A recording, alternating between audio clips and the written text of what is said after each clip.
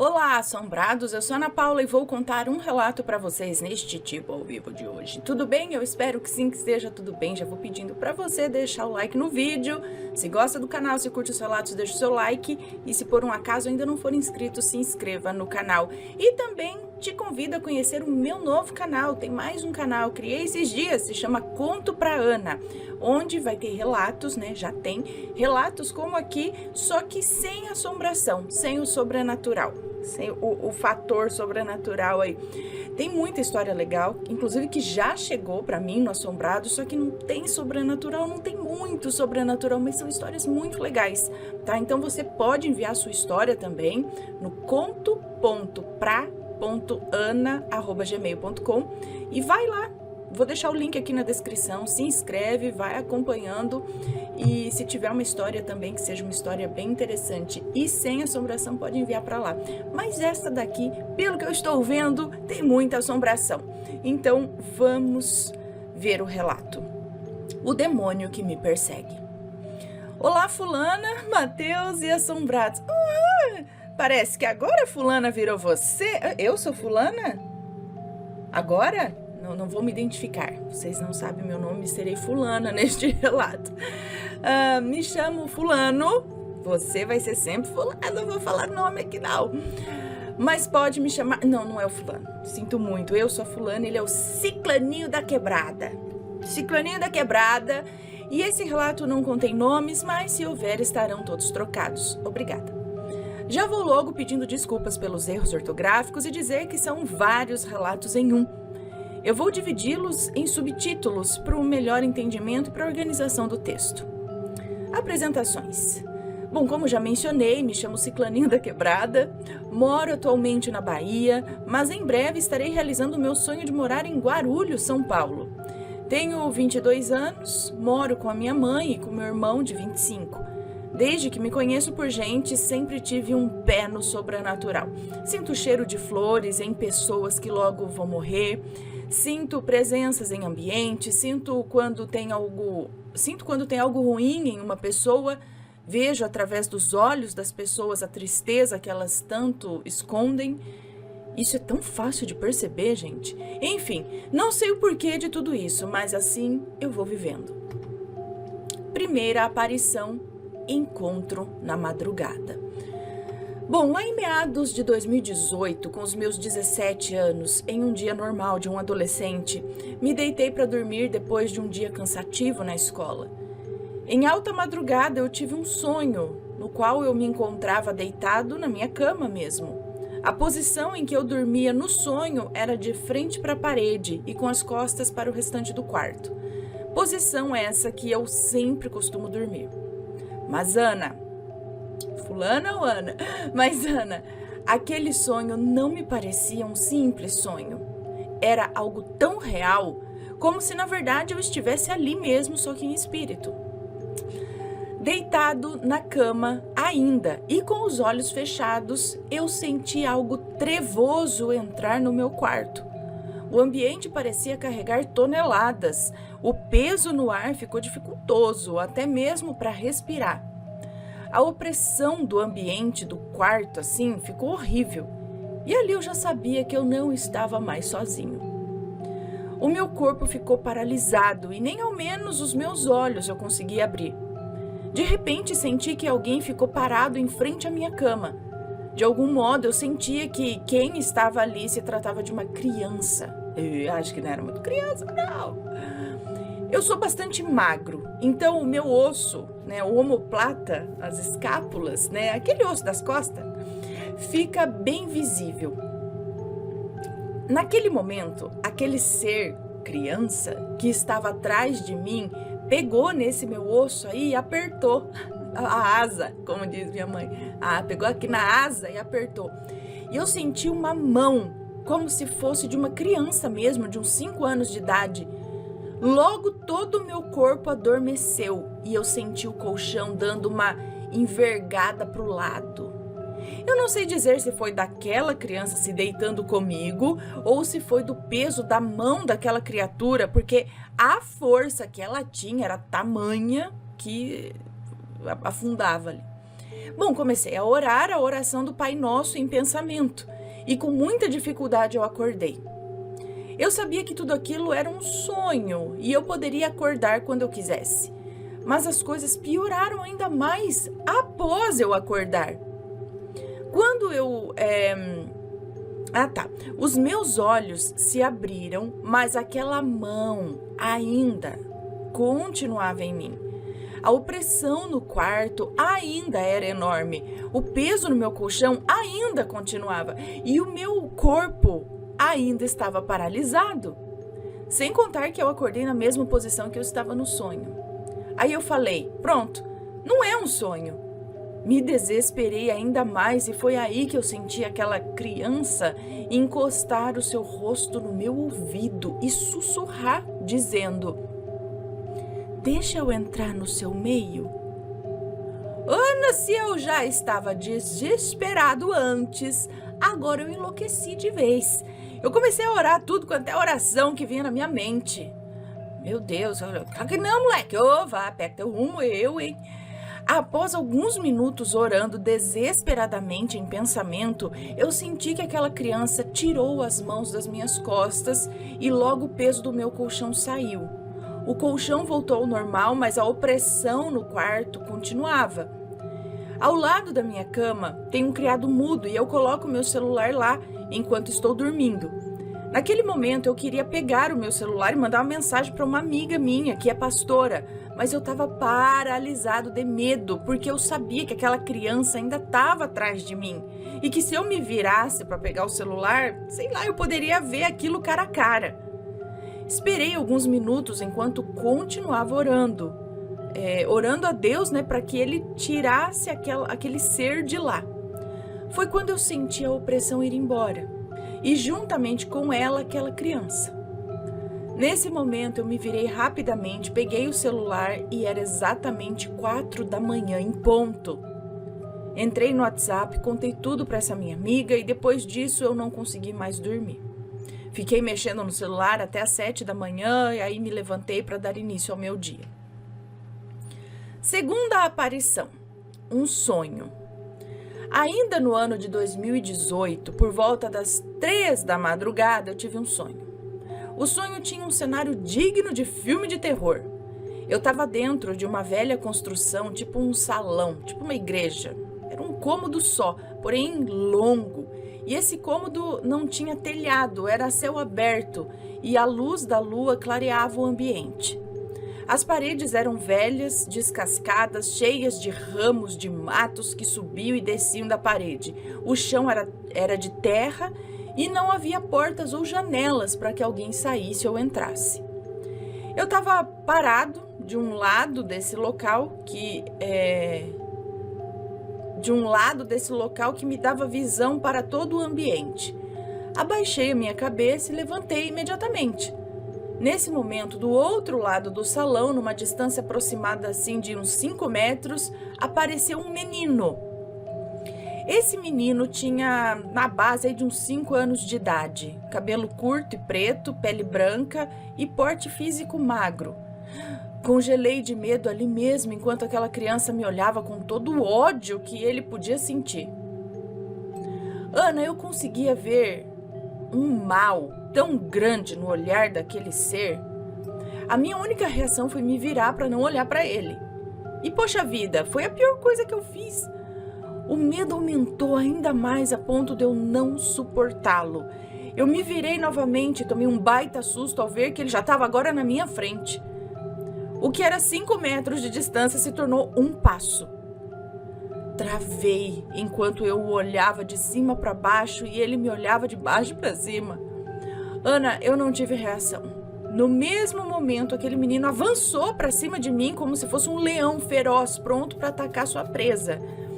Ele com as 2 mãos, deu um tapa tão forte de uma só vez no meu peito que me fez cair no chão e fazer um buraco onde eu caí. Nesse momento eu acordei e comecei a orar. Terceira aparição, trovões e a criança na cozinha. O que eu mais temia me sobreveio. Aquela criança passou a ser vista à luz do dia agora, e na nossa realidade, não mais em sonho. Em um dia chuvoso e com muitas trovoadas, eu estava sozinho em casa. O meu irmão estava no trabalho e a minha mãe estava no salão dando progressiva no cabelo, fazendo uma progressiva. No cabelo dela, eu acho. No cabelo dela. Já era umas 4 e pouco da tarde, mas como o tempo estava carregado de nuvens escuras e chuva, o dia estava mais escuro do que o normal. Passei a tarde toda conversando com uma amiga minha por áudio no WhatsApp. A minha mãe me mandou mensagem para que eu pegasse no quintal um sapato que ela havia esquecido e colocar ele dentro da área. E assim eu fiz. Fui correndo debaixo da chuva, peguei o sapato e o coloquei em cima da mesa da área.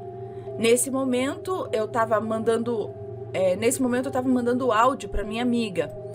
Ainda mandando o áudio, eu fiquei parado no meio da porta da cozinha e deixando claro, tá? A minha casa é muito escura. Mesmo em dias claros, a claridade parece que não entra. Imagina nos dias escuros. Bom, as luzes de casa estavam todas apagadas. Dei um passo, entrei para a cozinha e ainda mandando o áudio, eu fechei a porta e me encostei nela.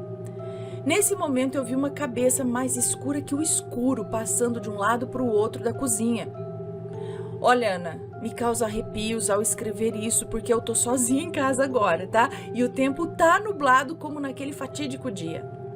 Eu dei um berro tão alto, abri a porta, saí correndo pro quintal, mesmo chovendo. Não entrei em casa até o meu irmão chegar. Aquela cabeça era de uma criança na base de uns 5 anos de idade. Eu vi a cabeça, assim, o pescoço e uma parte dos ombros. Era uma criança. Quarta aparição, meu tio e a criança no banheiro. Bom, meu tio, no tempo, naquela época bebia muito. E todas as vezes que ele bebia, ele via coisa e ficava possesso por espíritos.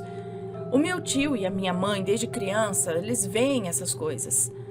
Nessa tarde, o meu tio chegou bêbado aqui em casa com um amigo dele. Passou para dar um oi e usar o banheiro. O meu tio nunca brinca com essas coisas. Ele afirma que quando entrou no banheiro para fazer xixi e fechou a porta, viu um menino atrás da porta. Como já está até acostumado com essas coisas, ele usou o banheiro normalmente e assim que saiu ele me contou. Perguntei como era esse menino e o meu tio disse que tinha na base de uns 5 anos.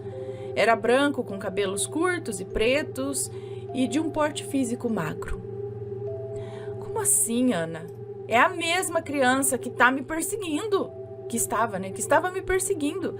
Talvez vão dizer que ele estava alucinando porque estava bêbado, mas como pode ter as mesmas características do que eu vi? E outra, o meu tio vê essas coisas mesmo não colocando uma gota de álcool na boca, tá? Sim, o meu tio viu aquele garoto. Quinta aparição, eu vi a criança no vidro da janela. A minha mãe era a zeladora da igreja e todas as tardes dos dias que teriam culto, ela ia dar uma limpada na igreja. Nesse dia, eu a acompanhei para ajudar na faxina. E sim, também era por volta de umas 4 da tarde, porque a minha mãe esperava o sol esfriar um pouco para poder ir. Por isso, ela sempre ia nesse mesmo horário. Era dia de limpar as janelas, pois eram de vidro e precisavam de um cuidado a mais para não ficar manchada. Vou tentar explicar como a igreja é, para entender melhor essa parte. A igreja fica numa avenida principal do bairro. De frente para uma rua, de frente para a rua tem as... Fica de frente para a rua e tem as portas de vidro. De frente para a rua tem as portas de vidro da igreja. Ao lado tem um pequeno portão de ferro que vai para o corredor da igreja. E nesse final do corredor tem um banheiro. O banheiro não é dentro da igreja, e sim no corredor ao lado. Entrando pelo portão, no corredor, do lado esquerdo, tem a parede da igreja, que já dá de cara com uma enorme janela de vidro. E é sobre essa janela de vidro que eu quero falar. O portão estava aberto enquanto eu estava lavando essa janela. Do local que eu estava, e como o portão estava aberto, eu conseguia ver uma parte da rua pelo reflexo da janela. Enquanto eu estava esfregando o vidro, eu olhei para a rua pelo reflexo da janela, né? E vi uma criança, também por volta de uns 5 anos, andando de bicicleta de rodinha. E pasme, Ana, era a mesma criança do meu sonho. Só que agora ela estava de bicicleta e de camiseta vermelha. Na mesma hora, eu joguei a esponja no chão e corri pro portão, mas não tinha ninguém na rua. Era impossível uma criança com bicicleta de rodinhas ter desaparecido em menos de 5 segundos. Até porque ali perto não tinha nenhuma esquina e nenhuma casa aberta, já que se tratava de uma avenida principal. Todas as casas têm muros altos e portões enormes. Bom, relevei e fingi que era coisa da minha cabeça. Passados alguns minutos, a minha amiga chegou, já que ela estava passando por ali, me viu limpando as janelas. Entramos na igreja para limpar os vidros de dentro e nesse momento a minha mãe gritou dizendo: "Um vulto!" Sim, Ana, um vulto passou na porta da igreja e a porta simplesmente abriu sozinha.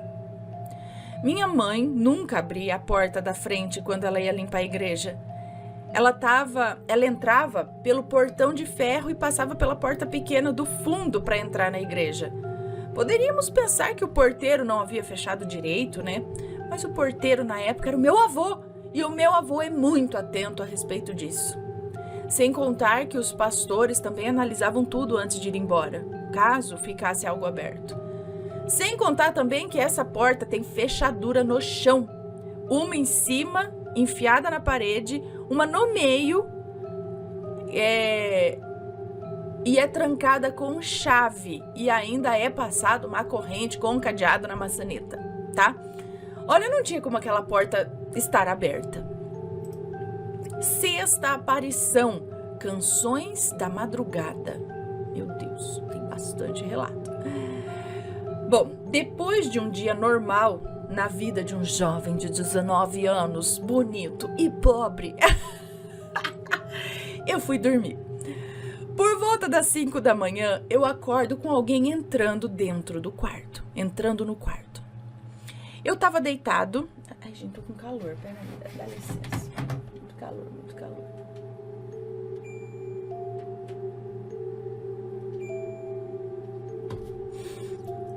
Bom,